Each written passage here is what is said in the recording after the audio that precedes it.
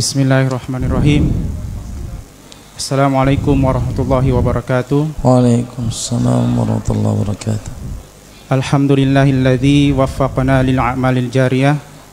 Wassalatu wassalam wa barik ala khairil bariyah Sayyidina Muhammadin wa ala alihi wa sahbihi wa dzurriyyah.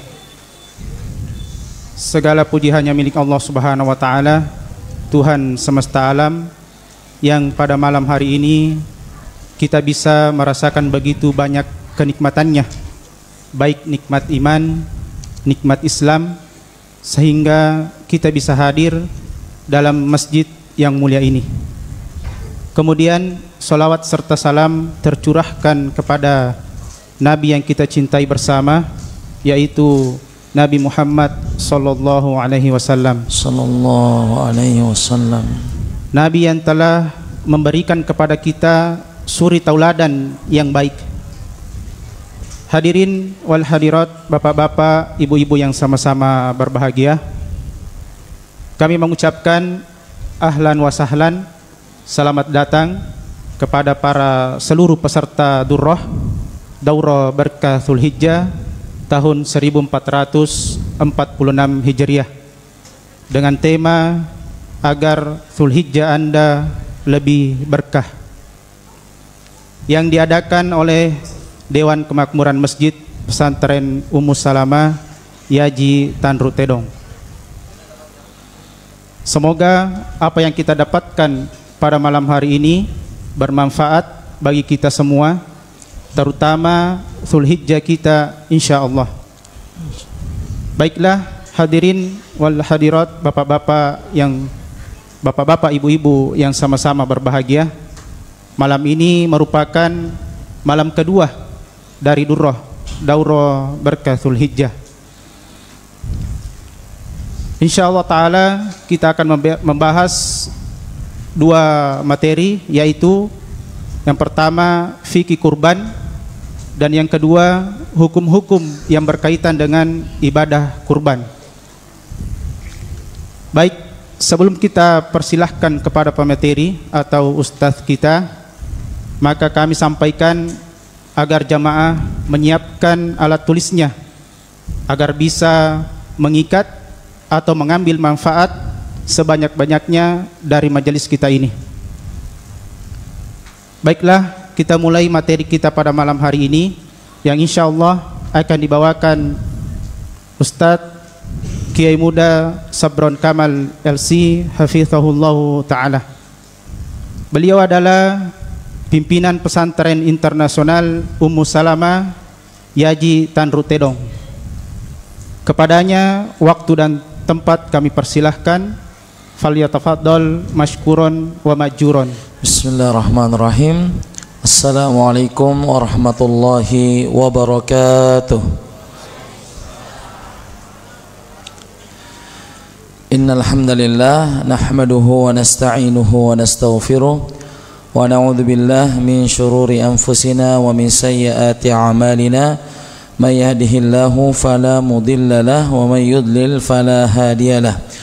Wa asyhadu an la ilaha illallah wahdahu la syarika lah wa asyhadu anna Muhammadan abduhu wa rasuluh. Allahumma salli wa sallim wa barik ala nabiyyina Muhammadin wa ala alihi wa ashabihi wa man tabi'ahum bi ihsanin ila yaumiddin, amma ba'd. Hadirin dan hadirat, bapak-bapak dan ibu-ibu, para peserta Daurah Berkah Dzulhijjah, pada malam hari yang berbahagia ini, di malam Jumat tanggal 25 dari bulan Zulqa'dah tahun 1446 Hijriah, dengan izin Allah Subhanahu wa ta'ala dan taufiknya kita bisa hadir untuk sama-sama melaksanakan kewajiban kita sebagai umat Islam, yaitu salat maghrib secara berjamaah. Kemudian dilanjutkan dengan kewajiban berikutnya, yaitu menuntut ilmu agama, sebagaimana hadis Rasulullah SAW yang diriwayatkan oleh Imam Ibnu Majah rahimahullahu taala. Abada talabul fardhatun ala kulli muslim.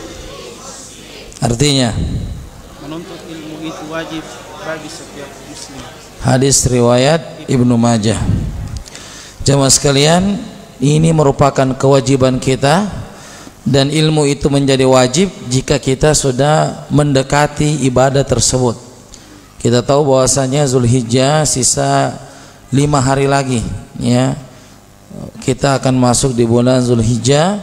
Untuk itu kita mempersiapkan bekal-bekal kita untuk masuk ke dalam bulan Zulhijjah dengan persiapan iman yang kuat dan ibadah yang semangat, agar kita bisa mendulang banyak pahala, meraih sebanyak-banyaknya pahala di bulan Zulhijjah. Dan insyaallah mudah-mudahan Zulhijjah tahun ini itu lebih afdal, lebih utama dari Zulhijjah pada tahun-tahun sebelumnya.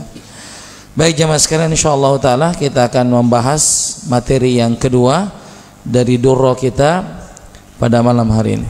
Tafadhal. Bismillahirrahmanirrahim. Alhamdulillahilladzi waffaqana lil a'malil jariyah. Wassalatu wassalamu wal barakatu ala khairil bariyah nabiyina Muhammadin wa ala alihi wa sahbihi wa thurriyah. Allahumma ighfir lana, ya Allah ampunilah kami, walil ustadzina dan guru kami, walil hadirina dan yang hadir dalam majelis ini, walil muslimina ajma'in dan seluruh kaum muslimin. Qala al-muallifu hafizahullahu ta'ala di dalam kitabnya Daurah Berkah Zulhijjah, ma'asyarhikum hafizakumullahu ta'ala, bersama dengan penjelasan engkau, semoga Allah subhanahu wa ta'ala menjagamu. Amin ya rabbal alamin. Amin. Materi kedua. A. Fikih kurban. Pengertian kurban. Kurban adalah hewan ternak yang disembelih pada hari Idul Adha dan hari Tasyrik dalam rangka mendekatkan diri kepada Allah Subhanahu wa taala karena datangnya hari raya tersebut. Keutamaan kurban. Menyembelih kurban termasuk amal soleh yang paling utama. Ibunda Aisyah radhiyallahu anha menceritakan bahwa Nabi SAW bersabda, tidaklah anak Adam melakukan suatu amalan pada hari Nahar atau Idul Adha yang lebih dicintai oleh Allah melebihi mengalirkan darah atau kurban, maka hendaknya kalian merasa senang karenanya. Hadis di atas didoifkan oleh Syekh Al-Albani, namun kegoncangan hadis di atas tidaklah menyebabkan hilangnya keutamaan berkurban. Bismillahirrahmanirrahim. Alhamdulillah wassalatu wassalamu ala Rasulillah wa ala alihi wa sahbihi wa mawala ma ba'd. Qala al-muallif hafizahullah taala, materi yang kedua fikih kurban. Kurban termasuk materi durrah karena ini adalah salah satu ibadah yang hanya terjadi di bulan Zulhijjah, sehingga diangkat untuk sebagai materi dalam durrah kita. Kemudian perlu kita ketahui sebelumnya tentang definisi dari kurban. Kurban adalah hewan ternak yang disembelih pada hari Idul Adha dan hari-hari tasyrik dalam rangka mendekatkan diri kita kepada Allah Subhanahu wa taala. Jadi kurban ini adalah hewan ternak yang disembelih. Dan hewan ternak yang dimaksudkan itu ada 3, ya.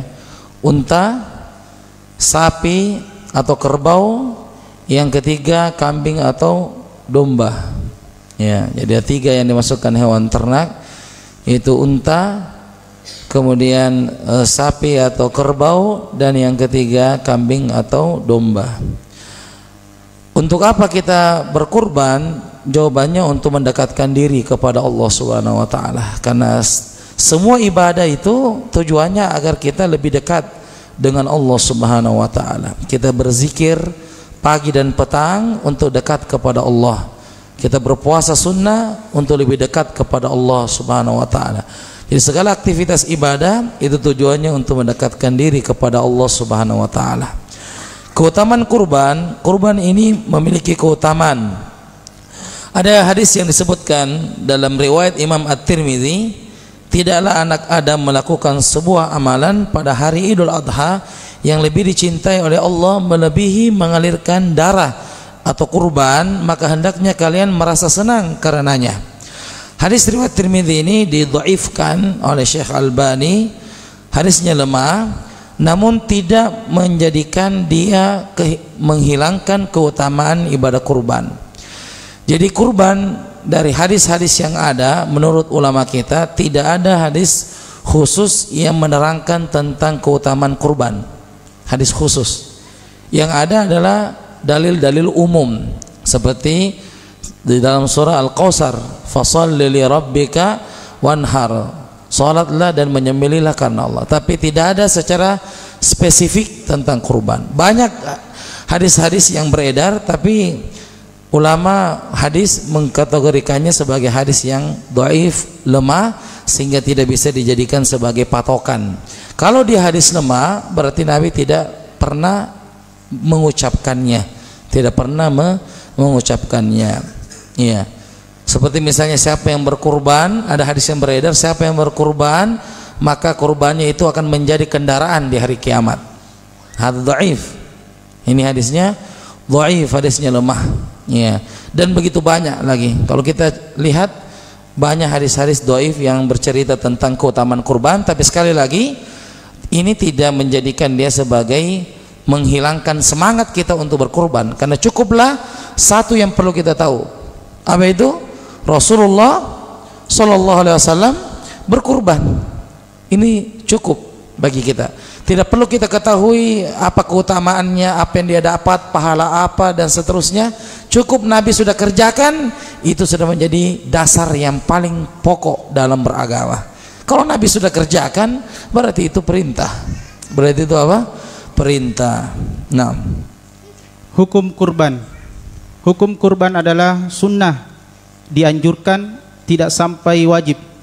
Menurut pendapat jumhur atau mayoritas ulama, dalil yang mendukung pendapat jumhur adalah hadis dari Ummu Salamah.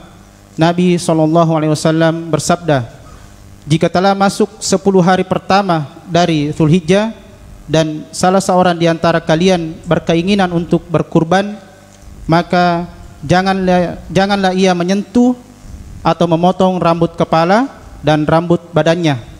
Diartikan oleh sebagian ulama yaitu kuku, sedikit pun juga. Hadis riwayat Muslim. Imam Asy-Syafi'i rahimahullah berkata, dalam hadis ini adalah dalil bahwasanya hukum udhiyah tidaklah wajib karena Rasulullah SAW bersabda, jika kalian ingin menyembelih kurban, seandainya menyembelih udhiyah itu wajib, beliau akan bersabda, janganlah memotong rambut badannya hingga ia berkurban, tanpa didahului dengan kata-kata jika kalian ingin. Dari Abu Suraiha, ia berkata, aku pernah melihat Abu Bakar dan Umar tidak berkurban. Hadis riwayat Abdul Razak. Ibnu Juraij berkata bahwa beliau berkata kepada Atha, apakah menyembelih kurban itu wajib bagi manusia? Ia menjawab, tidak. Namun Rasulullah SAW pernah berkurban. Hadis riwayat Abdul Razak. Baik. Berkaitan tentang hukum kurban itu sunnah, dianjurkan. Dan ketika dia mampu, termasuk kategori mampu, dia adalah sunnah muakkadah, sunnah yang sangat ditekankan. Karena Nabi itu berkurban, ya. Dan dalilnya kenapa kurban itu tidak wajib, hadisnya dari Ummu Salamah radhiyallahu taala anha dari Imam Muslim. Idza dakhala al-ashr, jika telah masuk 10 hari pertama Dzulhijjah, wa arada ahadukum ayyudhi, dan salah seorang di antara kalian ingin berkurban, fala yamsik min adfarihi wala ash'arihi, maka jangan dia menyentuh dari rambut dan kukunya. Hadis riwayat Imam Muslim. Imam Syafi'i mengatakan bahwa di sini dalil tentang tidak wajibnya berkurban karena Nabi mengatakan jika kalian ingin, ya, jika kalian ingin. Jadi perkataan jika kalian ingin ini bukan kewajiban, ya. Jika kalian ingin berarti siapa yang mau, tidak wajib. Seandainya Nabi mengatakan jika telah masuk bulan Zulhijjah berkurbanlah, berarti ini wajib. Tapi Nabi mengatakan jika kalian ingin berkurban. Jadi perkataan ini, sabda Nabi ini menunjukkan dia tidak wajib, karena Nabi mengatakan jika kalian ingin berkurban. Dan disebutkan oleh Abu Suraiha, aku pernah melihat Abu Bakar dan Umar tidak berkurban, ya. Dan sebagaimana kita tahu, kita juga mengikuti Khulafaur Rasyidin, dan Abu Bakar dan Umar pernah tidak berkurban. Bukan berarti tidak berkurban, ya, pernah tidak berkurban. Jadi itu menunjukkan dia tidak wajib. Kemudian atau ditanya apakah menyembelih kurban itu wajib? Ia menjawab tidak. Tetapi Rasulullah SAW pernah berkurban.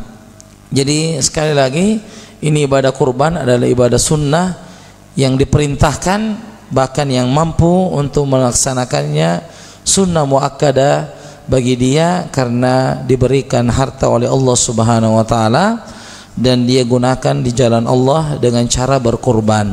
Nah, waktu penyembelihan kurban. Dari Anas bin Malik radhiyallahu anhu, ia berkata bahwa Nabi SAW bersabda, barang siapa yang menyembelih kurban sebelum sholat Idul Adha, maka ia berarti menyembelih untuk dirinya sendiri. Barang siapa yang menyembelih setelah sholat Idul Adha, maka ia telah menyempurnakan manasiknya dan ia telah melakukan sunnah kaum muslimin. Hadis riwayat Bukhari. Sedangkan mengenai waktu akhir dari penyembelihan kurban, Syekh Mustafa Al-Adawi hafizahullah ta'ala menjelaskan yang hati-hati bagi seorang muslim, bagi agamanya adalah melaksanakan penyembelihan kurban pada hari Idul Adha atau 10 Zulhijjah, sebagaimana yang Rasulullah SAW lakukan. Dan hal ini lebih selamat dari perselisihan para ulama yang ada. Jika sulit melakukan pada waktu tersebut, maka boleh melakukannya pada tanggal 11, 12 dan 13 Zulhijjah, sebagaimana pendapat jumhur ulama.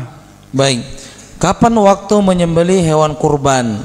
Dari Anas bin Malik radhiyallahu taala anhu, ia berkata, barang siapa yang menyembelih kurban sebelum sholat Idul Adha, maka itu untuk dirinya sendiri. Maksudnya untuk dia makan-makan, ya, tidak bernilai sebagai kurban. Tetapi kurban itu dinilai adalah setelah sholat Idul Adha, setelah pelaksanaan sholat Idul Adha di tanggal 10 Zulhijjah, ya. Kalau misalnya dia potong ba'da subuh tanggal 10 Zulhijjah, sah atau tidak? Tidak. Kalau misalnya dia berkurban di sebuah masjid, kemudian dia sembelihnya jam 10 misalnya, atau dia sembelihnya setengah 7 karena lebih cepat dia sholat Idul Adha, tapi di masjid-masjid lain belum selesai sholat Idul Adha, apakah sah dia sebagai kurban?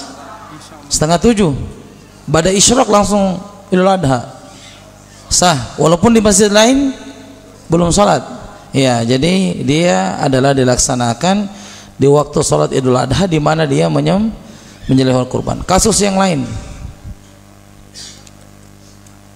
ini 10 Zulhijjah ini hari apa prediksinya? Rabu atau Kamis, begitu ya? Rabu atau Kamis? Nah, Kamis atau Jumat? Taib, Kamis atau Jumat? Tanggal 10 Zulhijjah. Apakah Kamis atau Jumat? Baik. Dia daftar di Masjid A. Di Masjid A ini, kalaulah terjadi perbedaan nanti antara Saudi dengan Indonesia, taruhlah misalnya Saudi lebarannya hari Kamis, kemudian kita hari Jumat, kalau memang berbeda ya. kemudian dia daftar di masjid, yang di masjid itu dia mengikuti pemerintah Saudi, bukan pemerintah di sini. Nah, sehingga dia sembelih di hari Kamis. Sebagian besar kaum muslimin menyembelihnya di hari Jumat. Kaifa? Bagaimana? Sah atau tidak?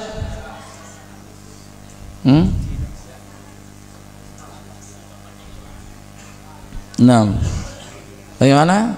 Kalau misalnya tidak pernah nggak terjadi ini? Bukan pernah, biasa terjadi. Iya, dia daftar dan masjid itu dia ikuti Saudi. Dia bilang orang sudah wukuf hari Rabu, sudah wukuf berarti hari Kamis lebaran. Kita nanti Jumat lebaran, 9 Zulhijjahnya di hari Kamis. Dia potong, kalau dia mengikuti sini sebenarnya dia potong di tanggal 9 Zulhijjah. Nah, iya.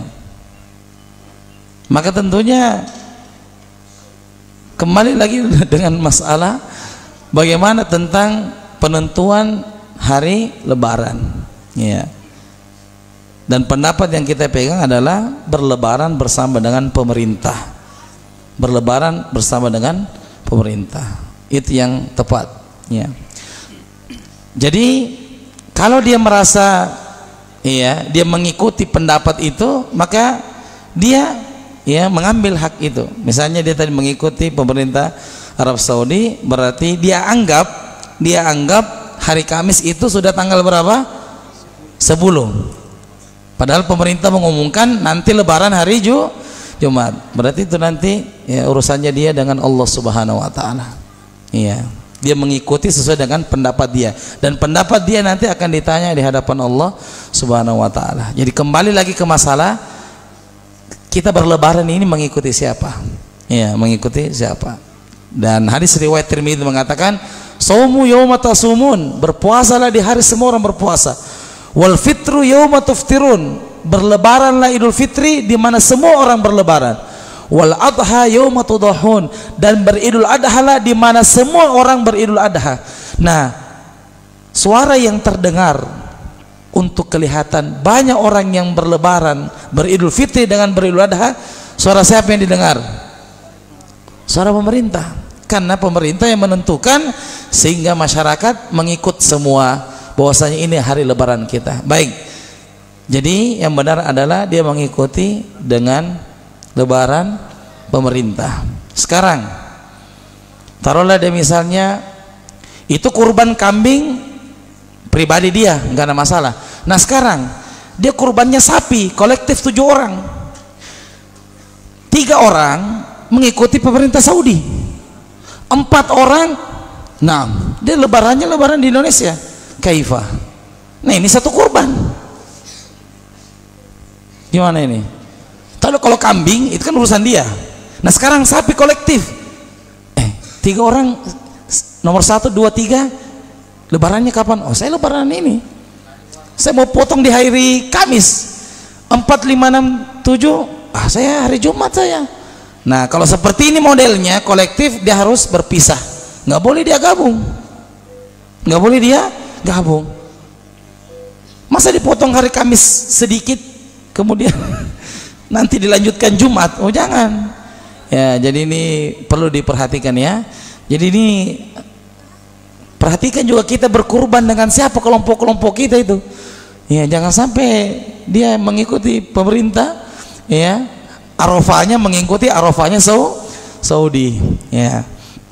Padahal telah kita sampaikan bahwasanya ya penentuan hari raya itu diangkat oleh pemerintah. Kata Imam Ibnul Munzir rahimahullah ta'ala, jika ada silang pendapat dari tengah-tengah umat, maka tugas pemerintah adalah mencabut daripada perbedaan tersebut, dan yang bisa mencabut perbedaan tersebut adalah dari pemerintah, dari penguasa, ya, sebagaimana hadis yang diriwayatkan oleh Imam Tirmidzi rahimahullah ta'ala. Jadi kalau seperti itu tadi, dia harus berpisah.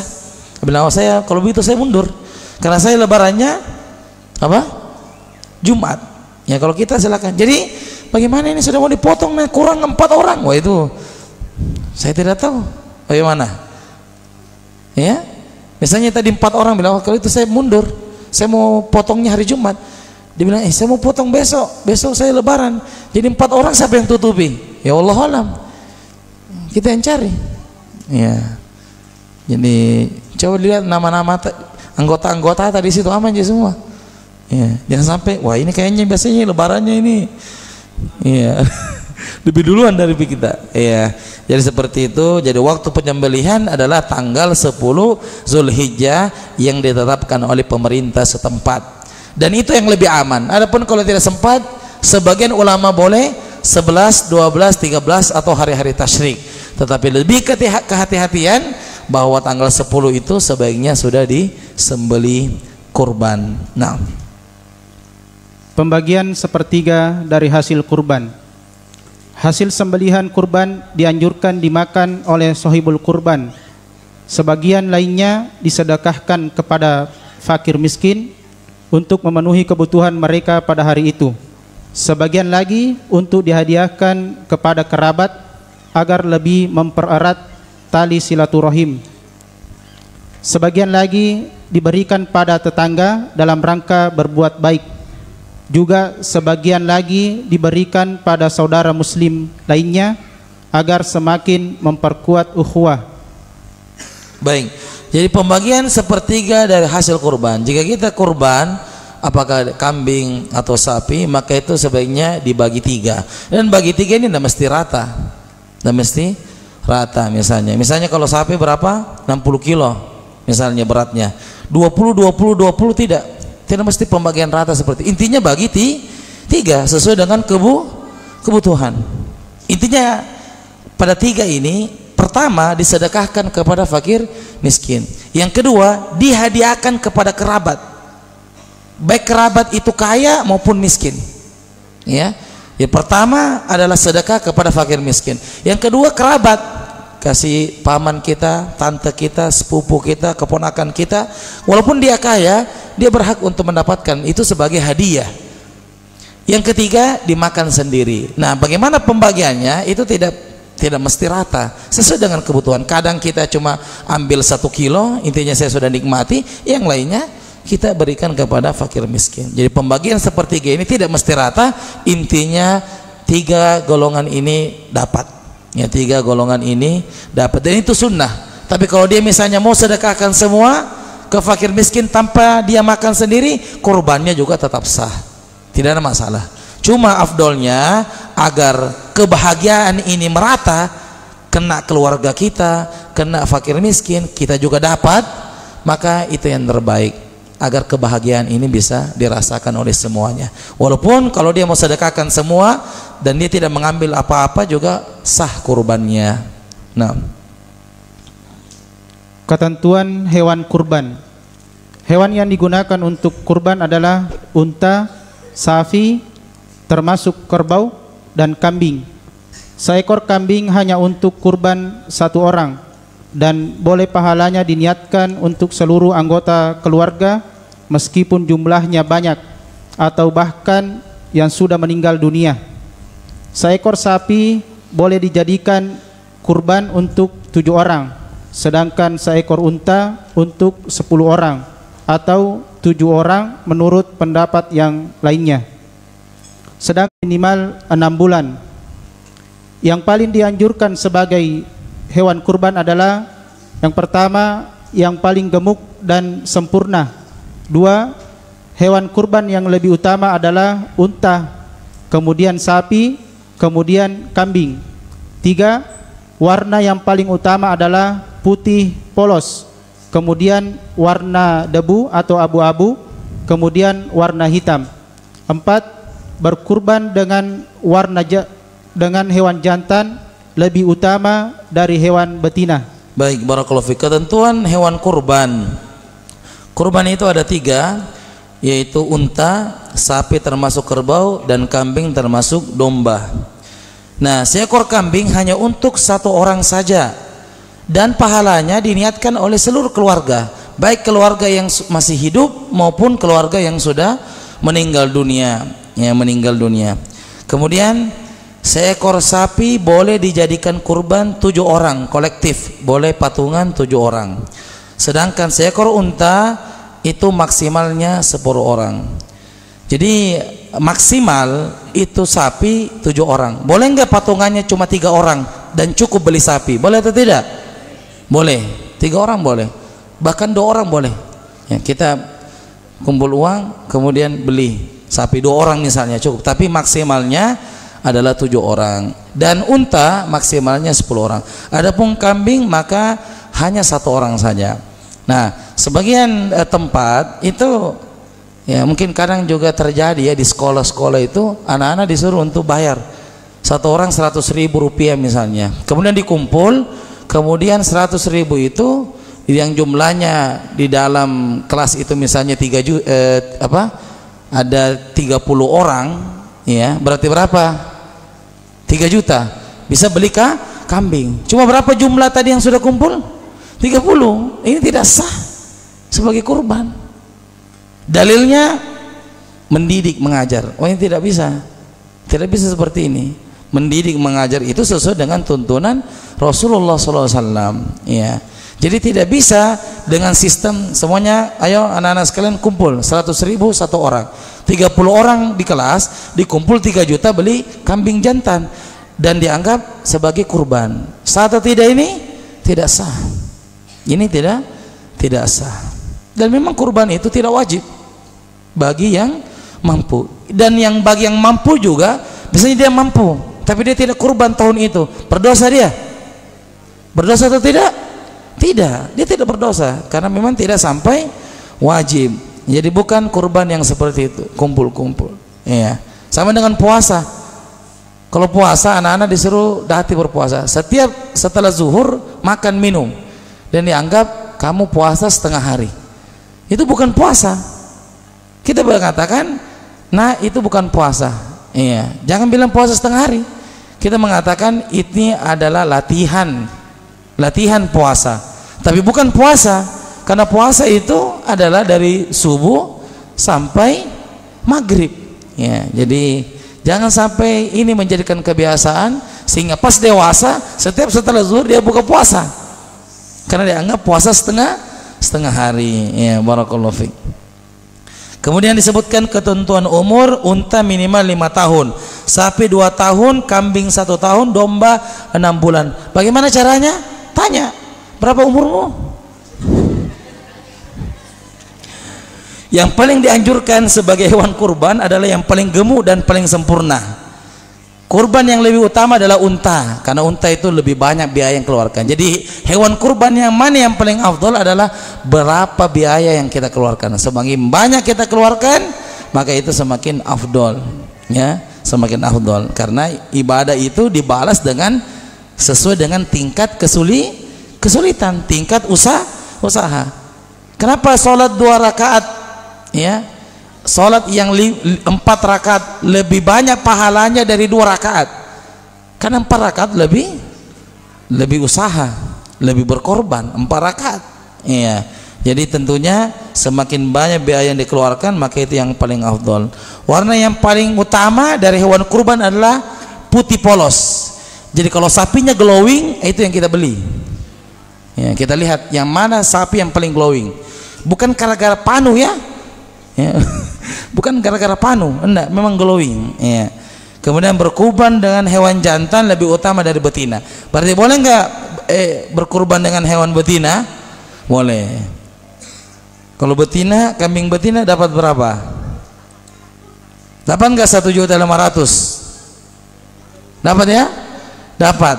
Ya sudah 1.500.000. Paling minimal biaya 1.500.000. Ya, kalau kambing jantan ya agak mahal. Ya, kalau kita cari sendiri, misalnya gimana Ustaz, anak daftar di pesantren tapi saya sendiri yang cari kambing supaya dapat murah, silakan nanti disembeli di pesantren, boleh cari, silakan cari ya yang paling murah, intinya sesuai dengan syarat tadi. Kambing tadi berapa usianya? Minimal berapa? Setahun ya, minimal setahun. Cari yang 1 tahun, kemudian cari yang betina, kemudian tidak kurus, dia tetap punya daging, maka insya Allah itu sah menjadi hewan hewan kurban. Jadi minimalnya kita punya uang sekarang 1.500.000. Siapa merasa jamaah punya uang 1.500.000 sebagai simpanan, berarti dia sudah boleh untuk berkurban. Nah, cacat hewan kurban dibagi menjadi 3. Yang pertama, cacat yang menyebabkan tidak sah untuk berkurban ada 4. 1. Buta sebelah dan jelas sekali kebutaannya. 2. Sakit dan tampak jelas sakitnya. 3. Pincang dan tampak jelas pincangnya. 4. Sangat tua sampai-sampai tidak punya sumsum tulang. 2. Cacat yang menyebabkan makruh untuk berkurban ada 2. Yang pertama, sebagian atau keseluruhan telinganya terpotong. 2. Tanduknya pecah atau patah. 3. Cacat yang tidak berpengaruh pada hewan kurban atau boleh dijadikan untuk kurban namun kurang sempurna. Selain 6 jenis cacat di atas atau cacat yang tidak lebih parah dari itu, maka tidak berpengaruh pada status hewan kurban. Misalnya tidak bergigi atau ompong, tidak berekor, bunting atau tidak berhidung. baik. Cacat hewan kurban dibagi menjadi 3. Ada cacat yang tidak sah, ada 4. Dapat hewan ini tidak sah sebagai kurban. 1, buta sebelah dan jelas sekali kebutaannya, betul-betul buta, ya. Kita datang kepada dia bilang, berapa ini? Sakit dan tampak jelas sakitnya, betul-betul sakit ya, tadi batuk-batuk terus, ya. Sakit dia, ya. Kita ini, oh panas betulnya, ya. Pincang dan tampak jelas pincangnya. Kata para ulama kita, jika dia bersama dengan hewan yang tidak pincang, dia berjalan sama-sama, ya, rombongan, kemudian kalau dia tertinggal, itu cacat, dan itu jelas pincangnya. Jadi kalau dia lagi jalan ini, kemudian dia terlambat gara-gara pincang, maka itu tidak sah sebagai hewan kurban. Sangat tua sampai tidak punya sumsum tulang, jadi sangat tua sekali, ya. Jenggotnya sudah putih, ya. Ya, barakallahu. Tidak ada, tinggal tulang dan dosa saja, ini udah tidak sah sebagai hewan kurban. Jadi 4 tidak sah. Yang kedua adalah makruh. Kalau makruh itu sah atau tidak? Sah, tapi kurang afdol. Itu sebagian atau keseluruh telinganya terpotong. Misalnya sebagian telinganya terpotong, ya, karena digigit sama yang punya, ya. Jadi terpotong sebagian, atau tanduknya pecah atau patah, ya, misalnya pernah dilempar oleh yang punya kemudian pecah tanduknya, maka ini bisa menjadi kurban, tapi ya tidak afdol. Cacat yang tidak berpengaruh pada hewan kurban boleh dijadikan sebagai untuk kurban namun kurang sempurna adalah selain dari 6 di atas. Selain dari 6 di atas, 4 tidak sah, 2 yang makruh. Contohnya adalah seperti bergigi ompong, ya. Jadi kalau ada kambing yang ompong giginya, ya, tidak ada giginya pas dia senyum, kemudian tidak ada giginya, maka ini tidak berpengaruh, ya, pada hewan kurban, hukumnya sah. Atau dia tidak punya ekor, ya, atau dia bunting, tahu bunting, ya, ya, atau tidak berhidung, ya, mancung ke dalam, ya. Jadi itu sah tetapi kurang afdol. Jadi ini ciri-ciri hewan kurban yang boleh dijadikan sebagai kurban. Nah, tuntunan penyembelihan kurban. 1. Syarat hewan kurban yaitu hewan tersebut masih dalam keadaan hidup ketika penyembelihan, bukan dalam keadaan bangkai atau sudah mati. 2. Syarat orang yang akan menyembelih. Yang pertama, berakal, baik laki-laki maupun perempuan. Sudah balik atau belum balik asalkan sudah tamyiz. 2. Yang menyembelih adalah seorang muslim atau ahli kitab, yaitu Yahudi atau Nasrani. 3. Menyebut nama Allah ketika menyembelih. Perhatian, sembelihan ahlul kitab bisa halal selama diketahui kalau mereka tidak menyebut nama selain Allah. Jika diketahui mereka menyebut nama selain Allah ketika menyembelih, semisal mereka menyembelih atas nama Isa Al-Masih, Uzair atau berhala, maka pada saat ini sembelihan mereka menjadi tidak halal.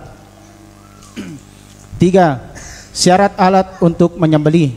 Yang pertama, menggunakan alat pemotong baik dari besi atau selainnya, baik tajam atau tumpul, asalkan bisa memotong. 2. Tidak menggunakan tulang dari kuku. 4. Adab dalam penyembelihan hewan. Yang pertama, berbuat baik terhadap hewan. 2. Membaringkan hewan di sisi sebelah kiri, memegang pisau dengan tangan kanan, dan menahan kepala hewan ketika menyembelih. 3. Meletakkan kaki di sisi leher hewan. 4. Menghadapkan hewan ke arah kiblat. 5. Mengucapkan tasmiyah atau bismillah dan takbir Allahu Akbar. Ketika akan menyembelih, disyaratkan membaca bismillahi wallahu akbar, hatha minka walaka, atau hatha minka walaka anni, atau an fulan, disebutkan nama sahibul kurban, atau berdoa agar Allah menerima kurbannya dengan doa Allahumma taqabbal minni, semoga Allah menerima kurbanku, atau min fulan, disebutkan nama sahibul kurban. Baik, tuntunan penyembelihan kurban, syarat hewan kurban itu tersebut masih dalam keadaan hidup ketika disembelih, bukan dalam keadaan bangkai. Syarat orang yang menyembelih adalah dia berakal, baik laki-laki maupun perempuan, sudah balik, dan minimal dia tamyiz. Berapa tamyiz itu? 7 tahun. Kelas 1 SD ya. Suatu ada makro mau menyembelih kambing. Kemudian yang menyembelih adalah seorang muslim atau ahli kitab, Yahudi dan Nasrani. Karena Yahudi dan Nasrani itu selama sembelihannya menyebut nama Allah itu sah. Ya, sah. Menyebut nama Allah ketika menyembelih. Kalau tidak menyebut nama Allah, maka dia dianggap sebagai bangkai. Maka doa yang paling minimal bismillah Allahu Akbar. Itu paling minimal. Bismillah Allahu Akbar. Adapun yang lainnya itu tambahan. Syarat untuk alat menyembelih adalah alat pemotong baik dari besi atau semisalnya tajam, tidak menggunakan tulang dan kuku. Ini adalah larangannya, tidak boleh menyembelih dengan tulang dan kuku. Kemudian adab dalam menyembelih hewan, berbuat baik terhadap hewan atau ihsan, harus ihsan kepada hewan, membaringkan hewan di sebelah kiri, memegang pisau dengan tangan kanan, dan menahan kepala hewan ketika menyembelih. Ya. Meletakkan kaki di sisi leher hewan, menghadap ke arah kiblat, dan mengucapkan bismillah Allahu Akbar. Jadi ketika kita menyembelih hewan kurban, itu kita berbuat ihsan. Salah satu berbuat ihsan adalah tidak boleh mengasah pisau di depan matanya hewan kurban. Ya. Ya, bunyi-bunyi lagi. Bah, bilang tamat riwayat saya. Ya, dalam hatinya ya. Apalagi sekarang sapi dan kambing ini dalam hatinya, kenapa yang punya apa? Kenapa ini orang ini baik-baik sekarang ini kasih makan banyak? Saya ada sedih perasaanku ini. Banyak nak kasih ini hari-hari ini katanya banyak nak kasih makanan ya. Bagus-bagus selalu elus-elus. Nah, itu sudah tanda-tanda buruk gitu. Ya. Bawa saja riwayatnya sebentar lagi akan selesai. Ya, tidak boleh mengasah pisau di depan hewan, disembunyikan. Kalau bisa itu pisau tidak kelihatan kecuali pas mau disembelih saja, langsung tiba-tiba saja. Nah, begitu. Tidak boleh bilang ini, ya tidak boleh. Ya. Dan juga kepada teman-temannya, calon-calon yang mau disembelih, tidak boleh diperlihatkan. Ini sapi di depannya, kemudian di depannya ada sapi lagi, baru di depannya kita sembelih. Itu tidak ihsan. Tidak ihsan, itu harus ditutup ya dengan tenda atau dengan spanduk, atau yang baiknya ditutup matanya. Nah, termasuk juga ini yang mau disembelih, baiknya ditutup matanya dengan kain supaya dia tutup hitam, kemudian disembelih langsung ketemu dengan malaikat sudah. Jadi ditutup matanya itu lebih bagus. Jadi ini berbuat ihsan ya kepada kepada hewan. Kemudian diarahkan ke kiblat, dan baiknya itu ini 4 jari dari leher, ya, 4 jari. Ya, kalau menyembelih itu mau sapi atau mau kambing itu 4 jari, ya, dari sini, dari lehernya, di sini kita sembelih. Ya, bisa dengan cara ditarik atau bisa didorong ke bawah, boleh dua-duanya. Jadi Bismillah Allahu Akbar atau Bismillah Allahu Akbar. Barakallahu fiik. Jadi seperti itu tata cara menyembelih sapi. Ya, ini juga yang menyembelih harus percaya diri ya, jangan dia sendiri takut ya. Dia sendiri takut ya. Jadi harus ya yakin dan menyebutkan nama Allah Subhanahu wa taala. Dan hikmahnya itu menyembelih, kenapa ketika kita menyembelih itu sebenarnya ada pelajaran penting bahwasanya kita sudah berkorban mengorbankan hawa nafsu kita termasuk dunia. Karena kan ya uang ini termasuk dunia. Sehingga kita ketika menyembelih bahwasanya kita mengorbankan hawa nafsu kita untuk Engkau ya Allah. Ya, di situ makna daripada menyembelih hewan kurban. Nah, B. Hukum-hukum yang berkaitan tentang ibadah kurban. 1. Dilarang menjual daging kurban. Tidak diperbolehkan memperjualbelikan bagian hewan sembelihan, baik daging, kulit, kepala, bulu, tulang maupun bagian yang lainnya. Ali bin Abi Thalib radhiyallahu anhu mengatakan, Rasulullah sallallahu alaihi wasallam memerintahkan aku untuk mengurusi sembelihan onta kurbannya. Beliau juga memerintahkan saya untuk membagikan semua kulit tubuh serta kulit punggungnya, dan saya tidak diperbolehkan memberikan bagian apapun darinya kepada tukang jagal. Hadits riwayat Bukhari dan Muslim. Bahkan terdapat ancaman keras dalam masalah ini sebagaimana hadis berikut. Dari Abu Hurairah radhiyallahu anhu, Rasulullah sallallahu alaihi wasallam bersabda, barang siapa yang menjual kulit hewan kurbannya, maka ibadah kurbannya tidak ada nilainya. Baik, disebutkan hukum-hukum ibadah kurban. Yang pertama, dilarang menjual daging kurban. Apanya yang dilarang menjual? Semuanya, baik daging, kulit, kepala, bulu, tulang. Intinya apa yang melekat di hewan kurban itu tidak boleh dijual. Dan ini sebagaimana kata Ali bin Abi Thalib, dan Ali bin Abi Thalib diamanahkan sebagai ketua panitia. Ya, ketua panitia kurban Nabi itu adalah Ali bin Abi Thalib. Beliau pernah disuruh untuk mengurus onta kurban Rasulullah.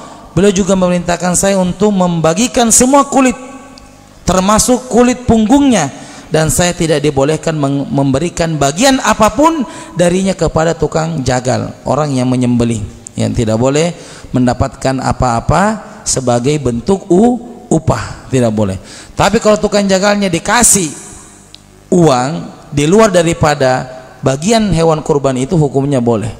Tapi kalau dikasih kepala sapi sebagai bentuk upah, maka itu tidak boleh. Atau dikasih misalnya pahanya untuk yang tukang jagal, itu tidak boleh. Karena kenapa? Kurban ini semuanya diserahkan sudah kepada Allah Subhanahu wa taala, maka tidak boleh diberikan kepada siapapun. Nah, 2. Bolehnya satu hewan kurban untuk satu keluarga. Seekor kambing cukup untuk kurban satu keluarga, dan pahalanya mencakup seluruh anggota keluarga meskipun jumlahnya banyak atau bahkan yang sudah meninggal dunia. Sebagaimana hadis Abu Ayyub radhiyallahu anhu yang mengatakan, pada masa Rasulullah sallallahu alaihi wasallam seseorang atau suami menyembelih seekor kambing sebagai kurban bagi dirinya dan keluarganya. Oleh karena itu, tidak selayaknya seorang mengkhususkan kurban untuk salah satu anggota keluarganya tertentu. Misalnya, kambing 1 untuk anak si A, kambing 2 untuk anak si B. Karunia dan kemurahan Allah sangat luas, maka tidak perlu dibatasi. Bolehnya satu hewan kurban untuk satu keluarga. Ini silakan di screenshot ini ya, atau di foto ini. Hadis Abu Ayyub. Perhatikan hadis Abu Ayyub. Hadis Abu Ayyub radhiyallahu anhu mengatakan, pada masa Rasulullah Seorang suami menjembeli seekor kambing sebagai kurban untuk siapa? Bagi dirinya dan keluarganya. Dan keluarganya ini, apakah keluarganya masih hidup atau sudah meninggal, insya Allah tetap dapat pahala. Intinya innamal a'malu binniat, sesungguhnya amalan itu tergantung pada niatnya. Bukan ya seperti yang terjadi, dia beli kambing 5, kemudian dia bilang ini untuk saya, ini yang kambing ini untuk istri saya, kemudian ini untuk anak pertama, anak kedua. Tidak seperti itu. Niatkan semuanya karena Allah. Kalau dia beli kambing 5, 5-5-nya itu diniatkan untuk dia dan seluruh keluarganya. Atau misalnya yang terjadi per tahun ini suaminya yang kurban dengan niat saya saja, nanti kamu istrinya nanti tahun depan, 2 tahun depan anak pertamanya, 3 tahun depan anak keduanya. Tidak seperti itu. Yang sunnah, kurban itu bukan ibadah sekali seumur hidup, tetapi kurban itu ibadah kapan? Tahunan. Ibadah apa? Tahunan. Maka beli 1 ekor kambing, diniatkan untuk seluruh keluarganya, karena rahmat Allah itu sangat luas ya, rahmat Allah itu sangat luas. Nah, 3. Berhutang untuk berkurban. Sikap ulama yang menyarankan untuk berhutang ketika kurban dipahami untuk kasus orang yang keadaannya mudah dalam melunasi hutang, atau kasus hutang yang jatuh temponya masih panjang.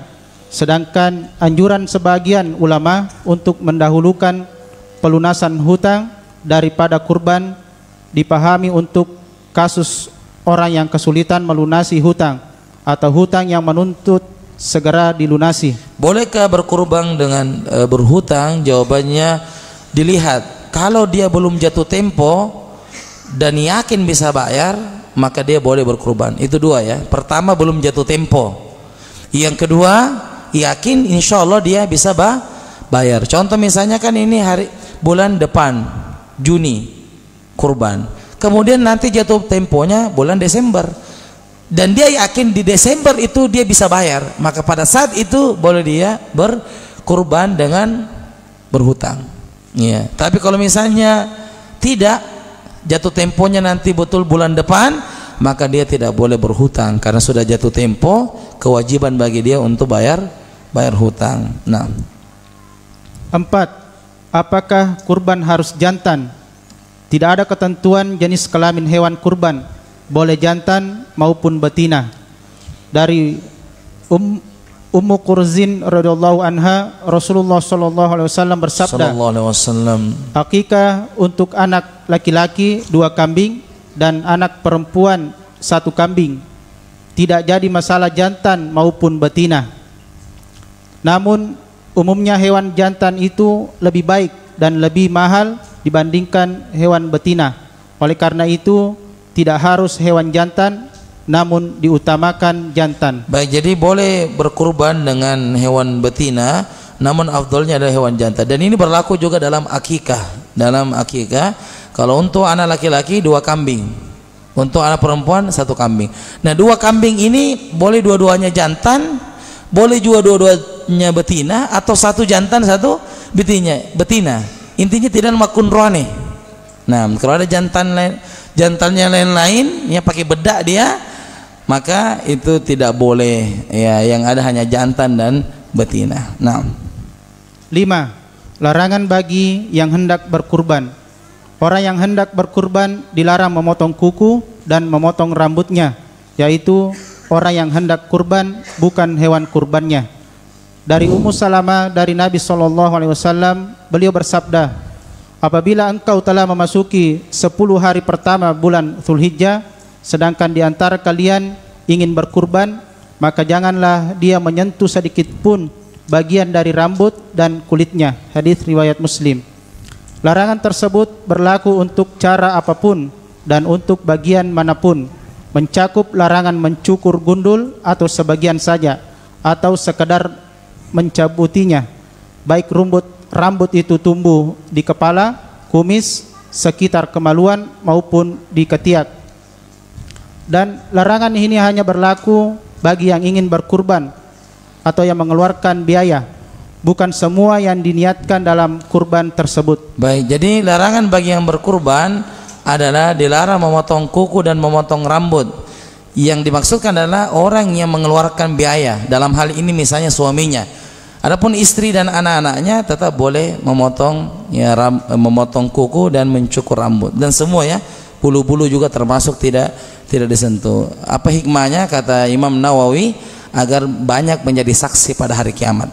Ya, rambut ini akan menjadi saksi, ya, kuku-kuku ini akan menjadi saksi pada hari kiamat. Jadi seperti itu. Dan bukan juga yang dimaksudkan adalah kambingnya, ya. Kambing tetap bisa dipotong kukunya atau dicukur rambutnya. Ya, bisa dicukur rambutnya dulu, ya. Kambingnya. Barakallahu fiik. Nah, jadi seperti itu. Yang dilarang adalah yang mengeluarkan biaya, yaitu suami dalam hal ini kalau dia yang mengeluarkan biaya. Nah, kemudian juga bahwasanya dilarang mencukur itu karena sebagai bentuk ittiba kepada sunnah Rasulullah Shallallahu Alaihi Wasallam. Kapan ini bisa ketahuan Idul Adha? Lebaran kapan bisa ketahuan? Ya, tanggal 1 Zulhijjah. Jadi kalau ada pengumumannya tanggal 1 Zulhijjah, berarti sudah ketahuan kapan lebaran. Beda dengan Idul Fitri ya. Kalau Idul Fitri kan dadakan. Ya, misalnya sebentar malam sidang isbat. Apakah besok lebaran atau tidak? Yang paling takut adalah ibu-ibu. Mana aja manuwe. Ternyata besok masih puasa, nanti dia sudah potong tadi.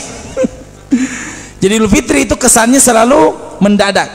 Karena bisa jadi puasa, bisa jadi besok sudah lebaran atau bisa jadi masih puasa. Kalau Idul Adha tidak, persiapannya panjang karena sudah diketahui sejak tanggal 1. Berarti nanti tanggal 10 berikutnya sudah lebaran. Nah, larangan mengupah jagal dengan bagian hewan sembelihan.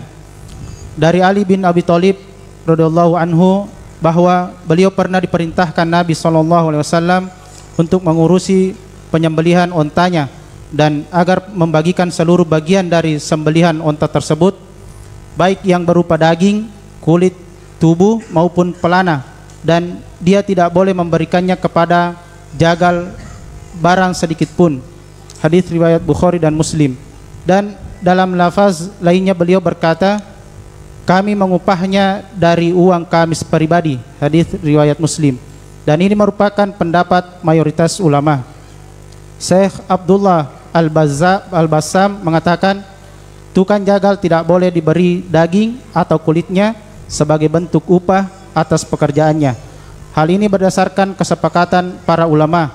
Yang diperbolehkan adalah memberikannya sebagai bentuk hadiah jika dia termasuk orang kaya atau sebagai sedekah jika ternyata dia adalah miskin. Baik, barakallahu fiik. Jadi disebutkan bahwasanya larangan mengupah jagal dengan bagian hewan kurban. Jadi yang menyembeli itu namanya tukang jagal. Kan biasanya dikasih, tidak boleh dikasih daging sebagai bentuk apa? Bentuk upah. Iya. Bagaimana caranya diketahui yang tukang jagal ini dikasih bentuk upah atau sebagai hadiah? Dilihat ekspresinya. Ya, ketika dikasih ini daging 2 kilo untuk kita. Dia bilang, "Enggak cukup ini." Berarti dia untuk upah. Karena hadiah itu sukarela. Iya. Kalau kasih ini kasih, ini belum cukup ini, saya sudah potong 5, mestinya 5 kepala. Iya. Nggak cukup. Berarti dia niatkan menyembeli itu untuk dapat upah dari daging. Mestinya dia terima sukarela. Tetapi ketika dia dikasih sebagai bentuk hadiah, tafadhol ini. Kita tanya ini apa ini? Hadiah atau sedekah? Bilang sedekah. Oh, berarti kamu tuduh saya orang miskin. Ya begitu. Hadiah, ya. Hadiah. Jadi seperti itu. Jadi boleh diberi dalam bentuk hadiah. Jadi pertanyaannya, boleh nggak tukang jagal dapat daging hewan kurban? Boleh atau tidak? Jika sebagai hadiah. Kalau dia orang kaya, orang miskin sedekah. Nah. 7. Menyembelih satu kambing untuk makan-makan panitia atau panitia dapat jatah khusus.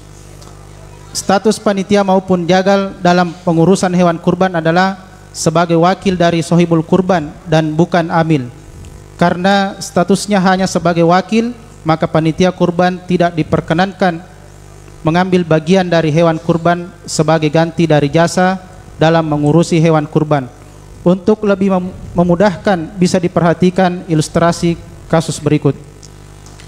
Ahmad ingin mengirim uang 1 juta kepada Muhammad. Karena tidak bisa bertemu langsung, maka Ahmad mengutus Hasan untuk mengantarkan uang tersebut kepada Muhammad. Karena harus ada biaya transport dan biaya lainnya, maka Ahmad memberikan sejumlah uang kepada Hasan. Bolehkah uang ini diambilkan dari uang 1 juta yang akan dikirimkan kepada Muhammad? Semua orang akan menjawab tidak boleh, karena berarti mengurangi uangnya Muhammad. Status Hasan pada kasus di atas hanyalah sebagai wakil Ahmad. Demikian pula kurban. Status panitia hanya sebagai wakil pemilik hewan, sehingga dia tidak boleh mengambil bagian kurban sebagai ganti dari jasanya. Oleh karena itu, jika menyembelih 1 kambing untuk makan-makan panitia, atau panitia dapat jatah khusus sebagai ganti jasa dari kerja yang dilakukan panitia, maka ini tidak diperbolehkan. Sebagian orang menyamakan status panitia kurban sebagaimana status amil dalam zakat. Bahkan mereka menyebut panitia kurban dengan amil kurban. Akibatnya mereka beranggapan panitia memiliki jatah khusus dari hewan kurban, sebagaimana amil zakat memiliki jatah khusus dari harta zakat. Yang benar, amil zakat tidaklah sama dengan panitia pengurus kurban, karena untuk bisa disebut amil harus memenuhi beberapa persyaratan, sementara pengurus kurban hanya sebatas wakil dari sohibul kurban, sebagaimana status sahabat Ali radhiyallahu anhu dalam mengurusi kurban Nabi SAW. Dan tidak ada riwayat Ali radhiyallahu anhu mendapat jatah khusus dari kurbannya Nabi SAW.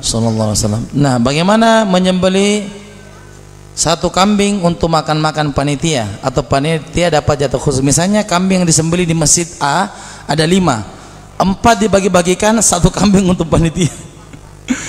Nah, ini tidak boleh, karena status panitia sebagai wakil, bukan amil.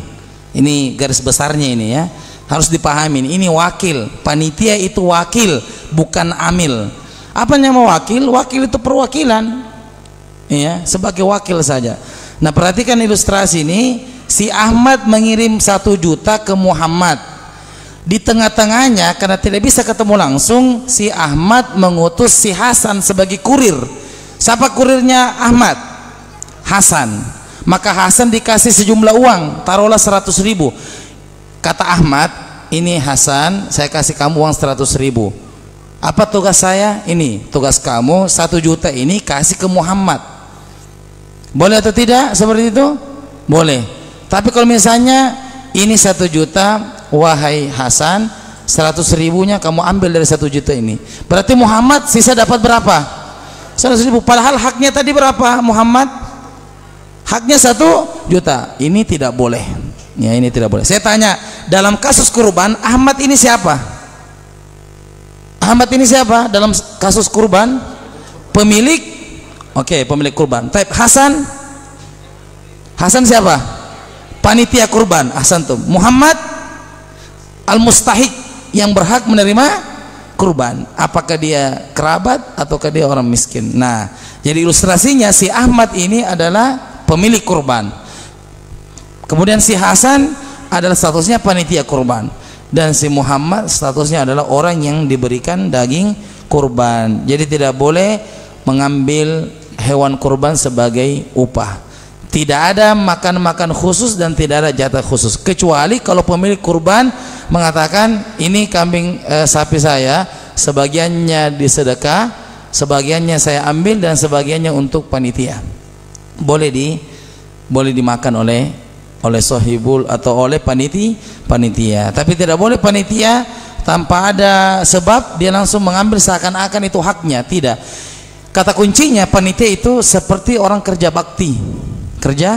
Contoh misalnya Pak Camat mengumumkan semua warga 2 Pituwe, ayo kita kerjasama, ya, gotong royong untuk kerja bakti hari Ahad pagi. Ketika kita mau memungut sampah, ada nggak dalam pikiran kita dapat upah? Ada nggak dalam pikiran kita dapat upah? Tidak. Nah, begitu panitia kurban. Sama. Ini kerja sosial. Ini kerja apa? Sosial. Jangan datang dengan mengharapkan sesuatu. Tidak, ini kerja sosial. Ini kerja sosial. Jadi tidak boleh diharapkan sesuatu dari kurban itu. Jadi kalau panitia nanti misalnya ketua panitia sudah kasih, ini kan bilang boleh untuk disedekahkan, boleh untuk hadiah. Misalnya mengatakan ini yang 5 kilo ini dibagi-bagi, ya. Kata-kata dibagi-bagi itu apakah panitia termasuk atau tidak? Termasuk, ya. Karena panitia, di antara panitia ada juga orang miskin, maka dikasih. Kalau ada orang kaya panitia sebagai apa?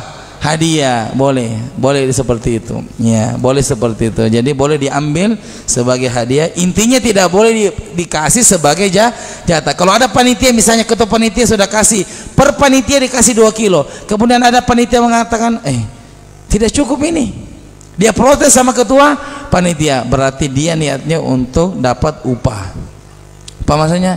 Misalnya begini, Pak Aris, ini Pak Aris, saya kasih antum 2 kilo daging kurban, kemudian antum menolak, tidak cukup ini, saya kerja dari pagi sampai sore, masa dapat 2 kilo? Berarti ini niatnya dapat upah. Namanya hadiah itu sukare. Apakah pernah kita protes dapat hadiah? Dikasih uang jam, nggak mau saya mau semuanya motor. Tidak boleh begitu, karena ini hadiah. Nah, 8. Nasihat dan solusi untuk masalah kulit. Bagi panitia masih merasa bingung mengurusi kulit, bisa dilakukan beberapa solusi berikut. Yang pertama, kumpulkan semua kulit, kepala, dan kaki hewan kurban. Tunjuk sejumlah orang miskin sebagai sasaran penerima kulit. Tidak perlu diantar ke rumahnya, tapi cukup menghubungi mereka dan sampaikan bahwa panitia siap menjualkan kulit yang sudah menjadi hak mereka. Dengan demikian, status panitia dalam hal ini adalah sebagai wakil bagi pemilik kulit untuk menjualkan kulit, bukan wakil dari sohibul kurban dalam menjual kulit. 2. Serahkan semua atau sebagian kulit kepada yayasan Islam sosial, misalnya panti asuhan atau pondok pesantren. Baik, jadi di sini bagaimana untuk masalah kulit? Kumpulkan kulit itu baru kita bisa sampaikan kepada orang yang mau dikasih, ya. Kita hubungi orang yang dikasih. Misalnya salah di antara mau dikasih adalah panitia, karena di antara panitia juga ada yang berhak mendapatkan daging kurban. Kita bilang, bagaimana ini? Saya jualkan ini untuk kita. Bilang, boleh, sudah. Pada saat itu boleh dia menjual kulit dan hasilnya dikasih kepada orang yang berhak menerima ya kurban tersebut dalam bentuk uang. Atau biasanya yang terjadi adalah yang jagal, yang menyembeli dan yang menguliti, akan ada yang kelompok menguliti, itu dia mau beli, saya mau beli. Nah, masalah harga sesuai dengan kesepakatan panitia, berapa saya beli semua ini ya kulitnya, ini yang menyembeli ini tukang jagalnya, atau yang kelompok yang menguliti. Kan biasa ada itu yang menguliti, itu dia bilang total ini berapa kita kasih Kak, sekian. Ya sudah, saya beli. Nah, si yang tukang jagal ini kan membeli kepada panitia. Contoh hasilnya 200.000. 200.000 ini diterima oleh panitia. Dikasih siapa ini 200.000? Dikasih siapa ini 200.000? Dikasih kepada orang yang berhak menerima, dalam hal ini orang miskin. Paham maksudnya ini? Saya ulangi. Boleh nggak misalnya yang tukang jagal beli kulit itu? Boleh. Harganya apa? Disepakati. Sekian, misalnya saya ambil semua ini ya 200.000, boleh.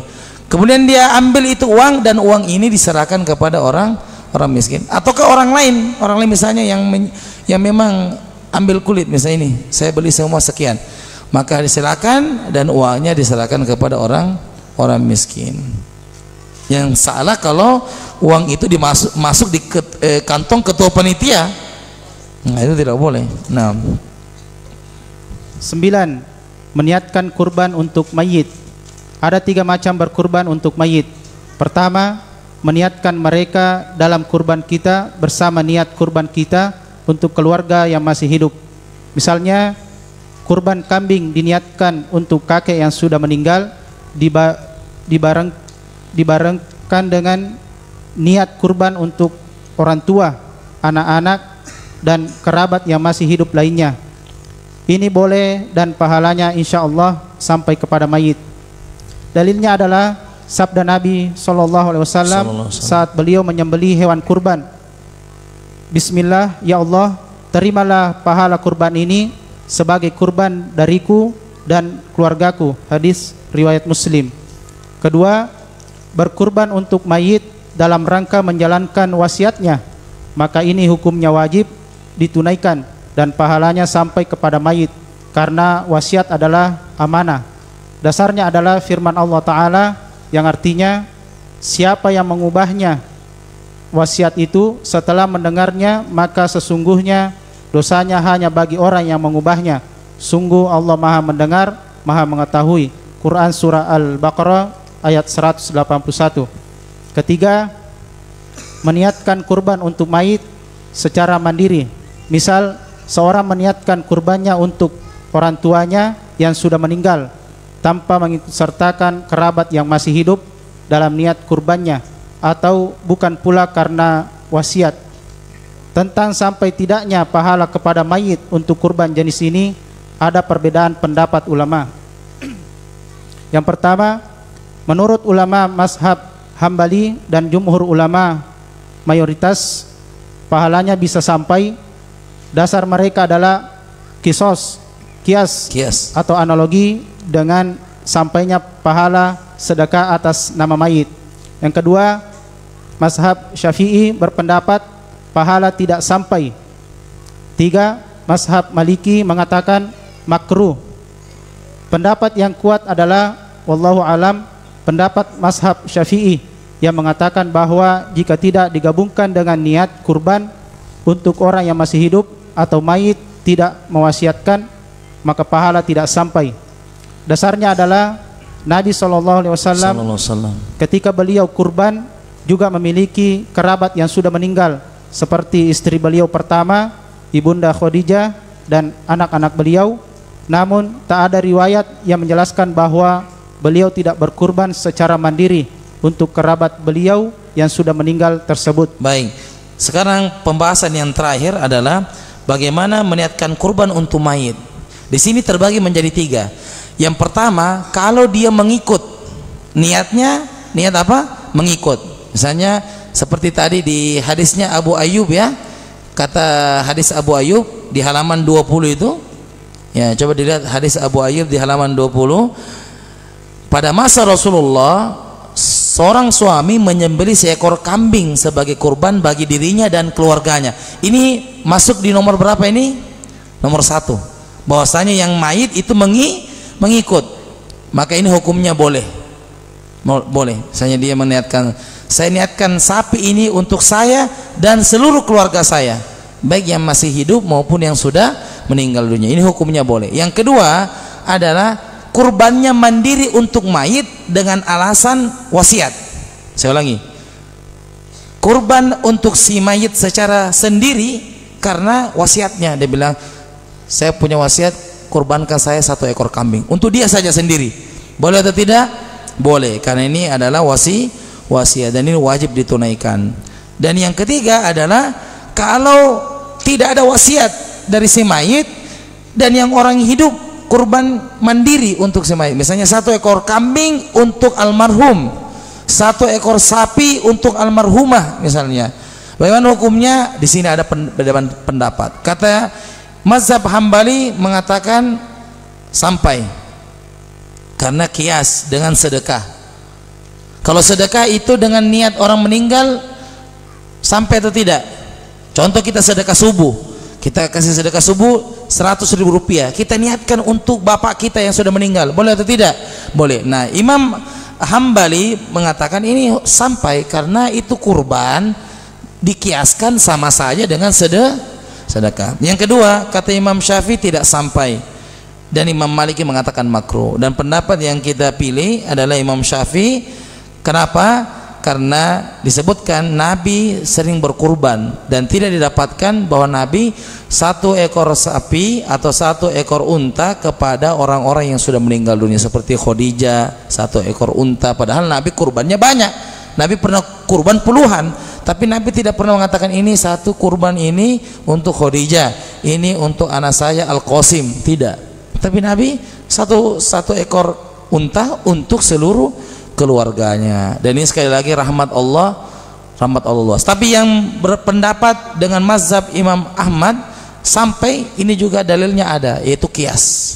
Boleh, misalnya dia niatkan untuk satu ekor kambing untuk mayit mandiri, maka menurut mazhab siapa? Hambali sampai.